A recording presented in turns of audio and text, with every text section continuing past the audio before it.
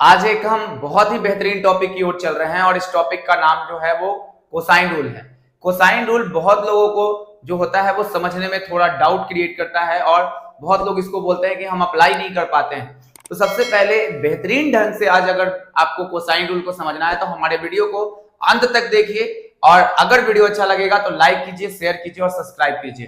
तो चलिए आज इस बहुत ही बेहतरीन टॉपिक कोसाइन रूल को स्टार्ट करते हैं। तो सबसे पहले हम लोग जानते हैं कि कोसाइन रूल आखिरकार होता क्या है। तो इंट्रोडक्शन जानते हैं और क्या फॉर्मूला होता है, उसके बाद हम इसको कैसे सिद्ध करेंगे इस बारे में भी जानेंगे और उसके बाद फाइनली जो है इस पर बेसिक क्वेश्चन अगली क्लास में हम लोग करना शुरू करेंगे। तो चलिए शुरुआत करते हैं आज की वीडियो की।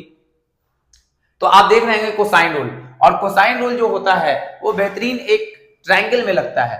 तो ट्रायंगल क्या होता है, पहले बात को समझिए कि यहां पर जो अगर एक ट्रायंगल हम बनाए तो कोसाइन रूल का रूल एक बहुत सारा बेहतरीन होता है कि कोसाइन रूल क्या करता है कि ट्रायंगल के भुजा में और यानी कि साइड में और उसके एंगल्स में यानी कि संबंध को बताता है। बात समझ गए? यानी कि एंगल्स और भुजा का कभी एग्जामिनेशन में ऐसा क्वेश्चन बन सकता है कि 1, 2 और 3 भुजा आपके सामने गिवन होगा और एक कोण उसमें से कोई आपसे पूछ लिया जाएगा, या उसके बाद अगर ये भी बना सकता है कि 2 भुजा दे दिए जाएंगे और कोई एक कोण दे दिया जाएगा और तीसरी भुजा को आपसे पूछ लिया जाएगा। तो ये कोसाइन रूल के में आता है। तो सबसे पहले एक ट्रायंगल हम लोग बनाते हैं ए बी और यहां क्या लिखते हैं सी। ठीक है, ये ट्रायंगल है। अब देखिए कोसाइन रूल जब हमने बोला कि भुजा और कोण के बीच संबंध बताता है, तो अगर हम कोसाइन रूल ए वाले एंगल पे लगाते हैं तो देखिए क्या बनेगा। उसके बाद हम इस बात को सिद्ध भी कर देंगे। तो यहां पर जो आएगा वो कॉस ए। ठीक है, कोसाइन रूल में आप जानते हैं कि नाम से ही पता चल रहा है कि कॉस लगा हुआ है, इसलिए जब हम एंगल यहां से उठाएंगे तो उसको लिखेंगे कॉस ए। ठीक है, इससे पहले एक बात और जान लेते हैं कि ए के सामने वाली भुजा का लेंथ ए होता है, बी के सामने वाली भुजा का लेंथ बी होता है और सी के सामने वाली भुजा का लेंथ जो होता है वो सी होता है। ठीक है, ये इतना बात आप अच्छे तरीके से समझ गए होंगे। जब कोसाइन रूल अप्लाई किया जाता है तो इसको डायरेक्टली किस तरह से कर सकते हैं कि अगर आप कोसाइन लगा रहे हैं यानी कॉस ए लगा रहे हैं तो कॉस ए का मतलब ये होता है, एक बार ध्यान से सुनिएगा, कि जो इस एंगल को बनाने वाली भुजा है उसकी लंबाई का स्क्वायर करना है। यानी कि आप देख रहे होंगे इस कोण को, ए वाले एंगल को कौन बना रहा है, एक तो भुजा AC बना रहा है, AC की लंबाई B है, और एक भुजा AB बना रहा है जिसकी लंबाई क्या है, C है। ठीक है, तो इन दोनों को क्या करता है, स्क्वायर करके जोड़ना होगा। यानी आप लिखेंगे B स्क्वायर प्लस लिखेंगे क्या, C स्क्वायर, यानी कि इसको लिखेंगे B स्क्वायर C स्क्वायर। और जस्ट जिस एंगल के सामने वाली भुजा को आप देखेंगे उस सामने वाली भुजा को हम यहां से क्या करते हैं, घटा देते हैं, यानी कि आ जाएगा A स्क्वायर। अब बटे में इसको लिखेंगे हम क्या, जो जो प्लस में साइन है उसको दुगना करके गुना कर देना है, यानी कि 2, यानी कि 2b और इनटू कितना हो जाएगा c। ये कोसाइन रूल का एक एग्जांपल हुआ, यानी कि अब आप समझ गए होंगे कि कोसाइन रूल किसको बोलते हैं। ठीक है, अगर हम एंगल b को यहां से उठाते हैं, ये कहां से आया फिर से हम समझाएंगे इस बात को, लेकिन पहले आप इस चीज को समझिए कोसाइन रूल क्या होता है। अब यहां से कोसाइन है तो आप लगाएंगे क्या, बताइए, कॉस b। अगर कॉस b लगाएंगे तो आप सबसे पहले ढूंढेंगे कि ये दो भुजा, ये वाला एंगल किस भुजा से मिलके बना है।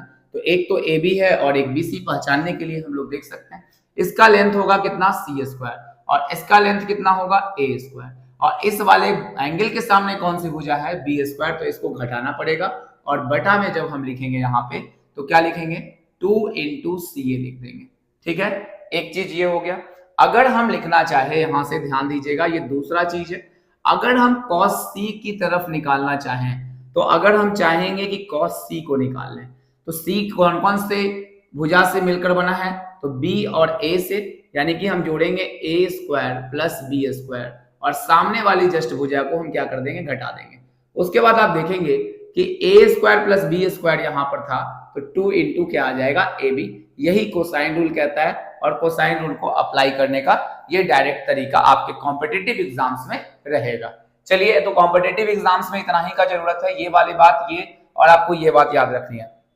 लेकिन अब सवाल ये उठता है कि ये चीज कैसे बना, तो हमें ये भी चीज जानना है और जानना भी चाहिए, क्योंकि अगर आप ये चीज नहीं जानेंगे तो बिल्कुल आप अच्छे तरीके से क्वेश्चन पर अटेम्प्ट नहीं ले पाएंगे। तो शुरुआत करते हैं, देखिए कैसे इसको बनाया गया। तो सबसे पहले एक ट्रायंगल है हमारे पास और हम जो यहाँ प्रूव कर रहे हैं, बाकी को आप घर पे बैठ के प्रूव कर सकते हैं, कोई भी एंगल लेंगे तो आंसर जो है वो इससे निकल के आएगा। हम निकालना चाहते हैं cos b का मान, देखेंगे ध्यान से आप, हम चाहते हैं कि cos b को प्रूफ कर दें।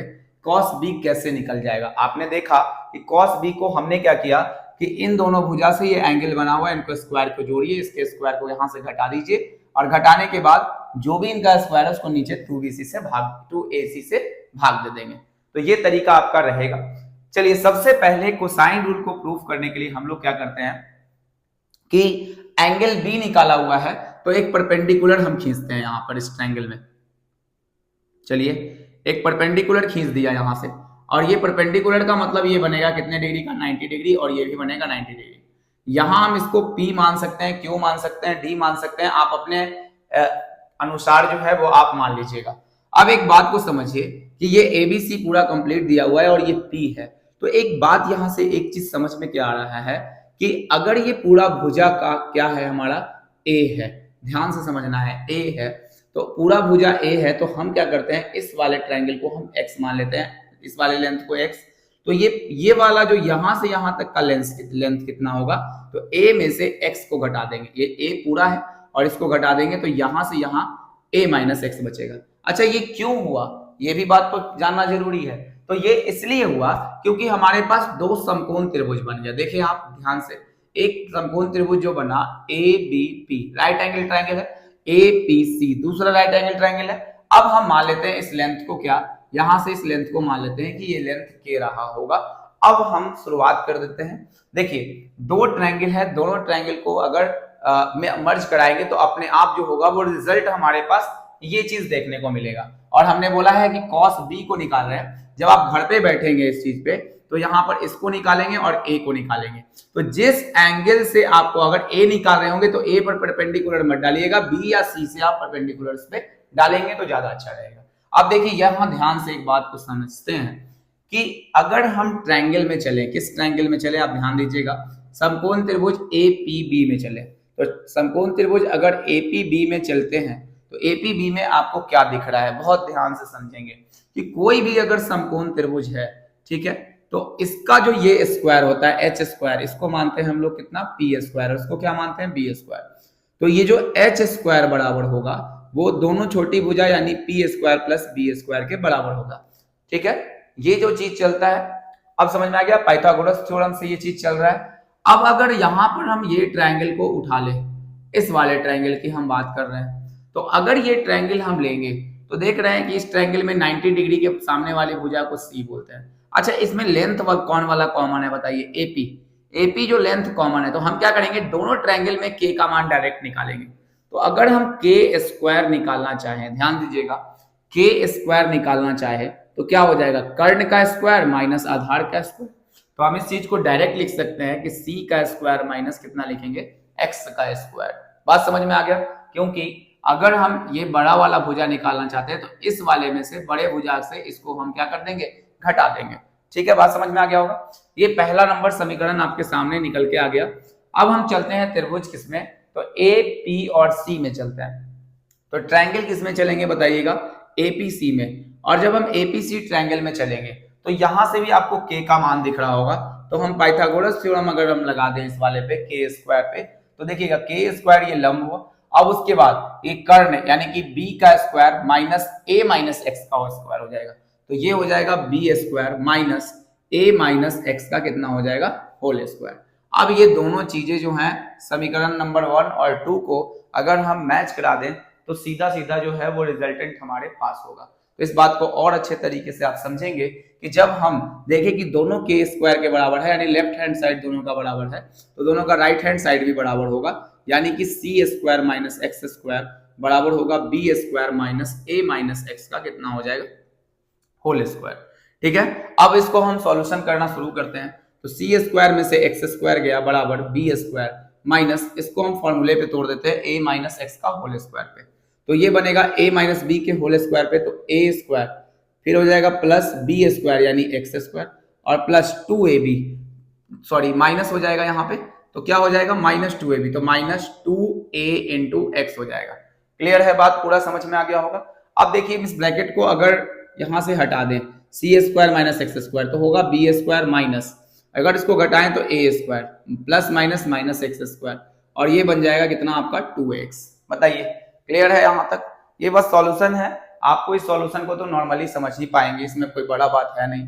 अब एक्स स्क्वायर से एक्स स्क्वायर हम यहाँ से कैंसिल आउट कर देते हैं, तो हमारे पास जो डेटा बचा वो क्या बचा, तो सी स्क्वायर।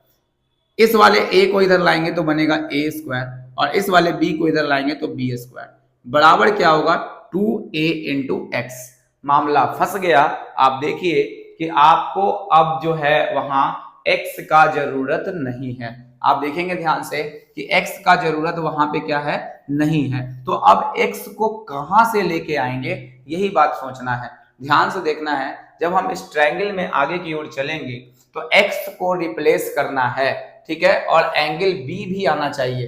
तो आप एक बात यहां से जानते हैं कि अगर हम इस वाले ट्रायंगल में चलते हैं, ठीक है, हमें यहाँ क्या लाना है, cos b लाना होगा, ठीक है, बात को समझ रहे होंगे, क्योंकि निगेटिव में b है तो आपको cos b को आपको यहां से कंप्लीट तरीके से रखना होगा। तो cos b का जो मान है आप कैसे लाइएगा ये बताइए। तो cos b का तो इससे, इसमें तो b नहीं है, ये किसमें b है, तो इस छोटे वाले ट्रायंगल में यहाँ पर b है। और अगर हम निकालेंगे cos b का मान, ध्यान से सुनेंगे, अगर cos b का मान अगर हम निकाल देंगे यहां से, तो cos b का मान क्या होता है, आधार बटा कर्ण। तो आधार कौन सा, ये 90 डिग्री है, तो ये जो k होगा वो तो आपका हो जाएगा लंब, तो यहां पर बनेगा x, ठीक है, आधार बटा में कर्ण यानी कि x बटा c हो जाएगा, ठीक है। अगर आप x का वैल्यू फाइंड कर देंगे ना तो ये हो जाएगा c, और यहां लगा देंगे हम क्या, c cos b, क्या लगा देंगे यहाँ पे, हम लगाएंगे c cos b। अब इस वाले वैल्यू को उठा के हम यहां से पुट करके आंसर ला सकते हैं। तो ये तो पहले से सी स्क्वायर है प्लस ए स्क्वायर है माइनस क्या है, बी स्क्वायर। अब लिखेंगे 2 इंटू ए, और x के जगह पे यहाँ पर जब x था, x का जरूरत हमको था नहीं यहाँ, ठीक है, तो यहां से x को कैसे फाइंड आउट करेंगे, तो x का मान है c, अब यहां लिख देंगे cos b। अब देखिए आपको निकालना क्या था, आपको तो निकालना था कि cos b का जो वैल्यू होगा वो क्या हो जाएगा, ठीक है। तो अब बहुत शानदार तरीके से आपको दिख रहा होगा कि हम यहाँ पर अगर cos b का वैल्यू निकाल दें, ठीक है, ये चीज दिख रहा है आपको, अगर हम cos b का वैल्यू निकाल दें तो वो हमारे पास जो आएगा सी स्क्वायर प्लस ए स्क्वायर माइनस बी स्क्वायर, और ये जो भाग में चला आएगा कौन सा, 2 इंटू सी ए या ए सी। तो cos b का जो कोसाइन रूल हमारे पास ये था, ये प्रूफ हो गया, यानी कि cos b का मान जो है C square A square minus B square 2ca, जो मैंने आपको समझाया वही चीजें हैं, ठीक है। अगर आपको ये वीडियो पसंद आया है तो लाइक सब्सक्राइब शेयर जरूर करिएगा। और उसके बाद एक और बात कि इस पर अगर आपको रिलेटेड क्वेश्चंस चाहिए तो उसके लिए भी हम लोग अगले सेशन में इस चीज को करेंगे। तो पहले आप इसको अच्छे से रिवाइज कीजिए, फिर अगले सेशन में मिलते हैं। चलिए मिलते हैं नेक्स्ट वीडियो में, तब तक के लिए बाय।